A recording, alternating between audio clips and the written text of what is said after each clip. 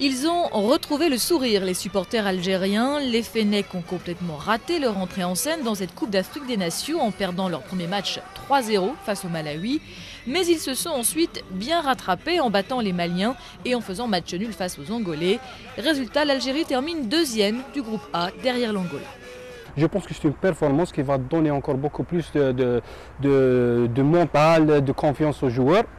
Bien que sur le plan de la prestation, il y a quelque chose à dire, mais globalement, la performance, elle est positive. Moi, je reste très optimiste, surtout de savoir qu'il y a quelqu'un comme dans la trempe de M. Saadane qui a quand même un palmarès très éloquent, puisqu'il a réussi quand même à qualifier l'Algérie à 3 mondiales.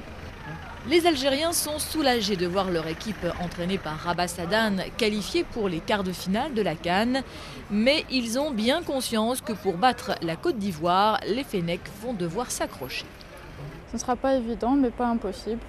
Là, le foot n'a jamais été une science exacte. Je pense que la mission sera extrêmement difficile face à une équipe ivoirienne très redoutable. D'ailleurs, elle a montré un bon visage contre le Ghana. Même s'il n'y a pas une qualification derrière, il y aura de l'expérience et c'est le plus important, surtout pour un mondialiste. Après sa qualification pour le mondial en novembre dernier, l'Algérie a péché par excès d'euphorie, se sentant soudain invincible. À 5 mois de la Coupe du Monde, le premier tour de la CAN lui a remis les idées en place.